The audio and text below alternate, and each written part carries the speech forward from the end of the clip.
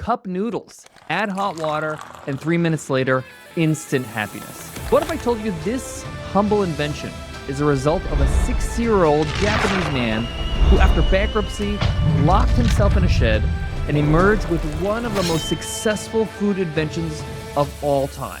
Now, Cup Noodles is a $40 billion global empire.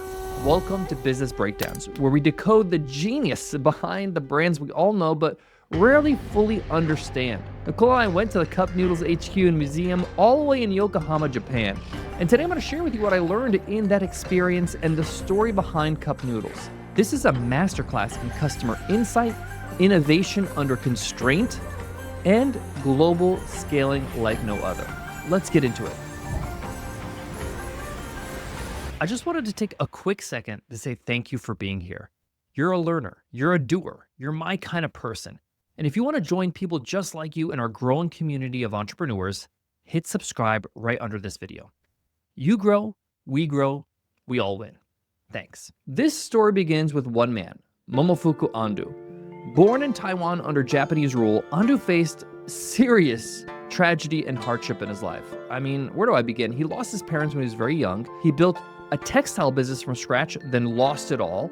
At age 48, he served jail time for financial struggles, and he just hit rock bottom after that and asked himself, what does the world need? I mean, what a question to ask when you're so down and out. But he asked this question, and his answer is instant ramen. The year was 1958. Post-World War II Japan was in rubble and was slowly rebuilding, but food shortages were common. And Ando believed that peace will come to my nation and to the world when everyone has enough to eat. That led him to spend an entire year in a wooden shack experimenting with noodles. Every day he would try something new. He would fry, he would steam, he would dry, and he would fail. Until one day, he dunked his noodles in hot water, flash frying them. It created something magical. Once he did that, he was able to cook these noodles instantly with hot water. The world's first instant noodle was born, and he called it Nissin Chicken Ramen. But that was just the start. Now remember, Cup Noodles is not invented yet, okay? The noodles that he created, the instant noodles, were in that rectangular package that, comes with the powder and the seasoning that you make in a pot. So Ando, in 1971, goes to America on a sales trip, and he's trying to pitch his instant noodles, and he watches that a supermarket manager is eating his product in a different way. The manager broke up the noodles, and he put it in a cup, and then poured hot water and used a fork instead of chopsticks. This was a light bulb moment for Ando. People don't want to eat from a pot or a plate. They want convenience, portability, zero mess. So what did Ando do? He invents Cup Noodles. Noodles prepackaged in a foam cup designed to be eaten directly from the actual cup with a fork. And it was a packaging innovation that no one has ever seen before. It's more than a food innovation. It's also a packaging innovation. He didn't invent the noodle. He reinvented how we consume it, and it took off. The funny thing is that I learned when I went to Yokohama at the Cup Noodles Museum, I learned that he really struggled with this invention because what he was trying to do is take that, the brick of noodles and fit it into a cup and then just seal it.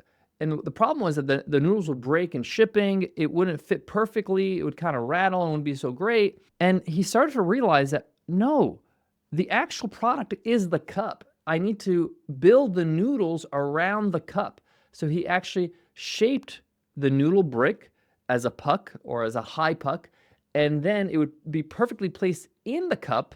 So that way you can easily fit. There's no gaps. And it would keep its shape. The noodles wouldn't break up and become smaller little noodles. And that way you can have the long noodles when you pour the hot water. Amazing. He reversed his thinking and thought, hey, I need to actually change the noodles to fit the cup, not make the cup fit the noodles. Not only that, here's what gets really brilliant. The foam cup wasn't just convenient, it kept the soup hot. The design had a see-through lid at the time and showed the noodles inside so people could see, oh, there's noodles in there. And the name Cup Noodles was friendly and easy to remember. He also priced it higher than the chicken ramen brick package, the one that you get in the supermarket, to create a premium feel because you're not only getting the ramen, but you're also getting the vehicle to consume it.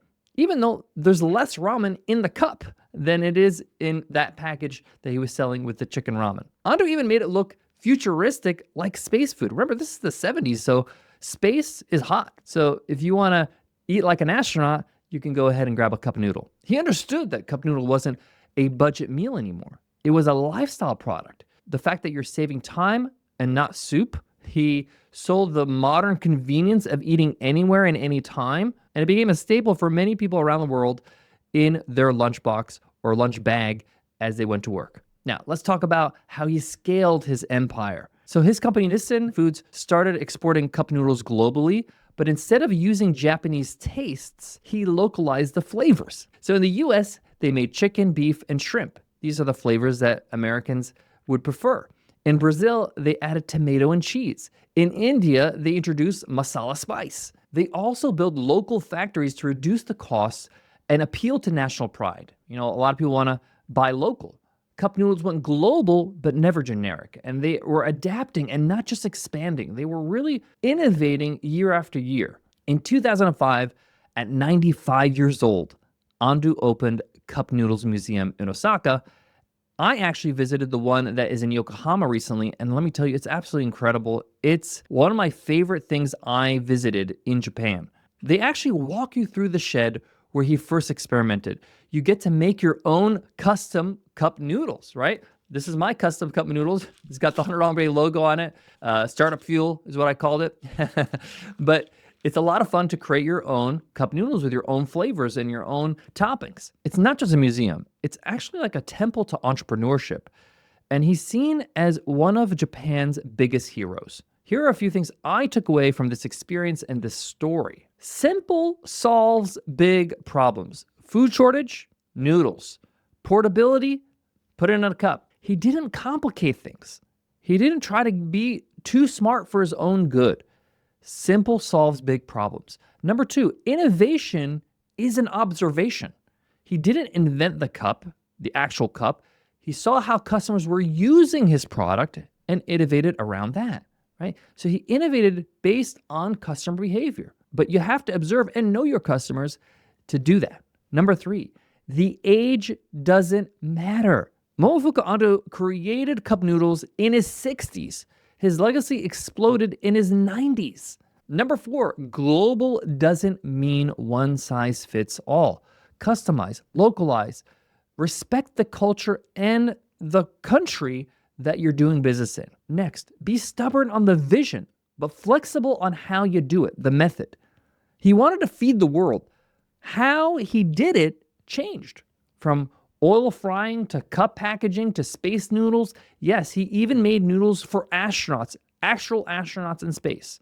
In one of the stories I heard at the museum, and again, this museum is incredible. There's a theater that we watched a little mini movie about Ando, and in the story, it mentions that Ando flew home from Europe early, not because of business, but because of one of the vending machines in Tokyo was out of stock. He wanted to fix it himself. He wanted to make sure that all his customers got his noodles. That's not micromanagement. That's obsession with the customer experience. That is feeling compelled to make sure something is done properly. And hopefully it shows his commitment to his customers. It's also a great way to show your team that you still care. And if you're willing to do the work, so will they. Let me wrap up this episode with some of the final thoughts, some of the things I really took away from this story. When you think about a global billion-dollar brand or business, you think of big tech, you think of like Facebook or OpenAI.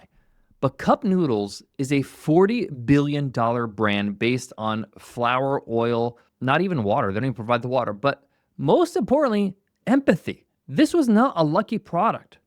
This was deliberate. It was a persistent act of creativity, marketing insight, and extreme user focus, understanding their customer. We got to do better. We got to try harder. We got to go way beyond the competition and what they do or what our customers expect.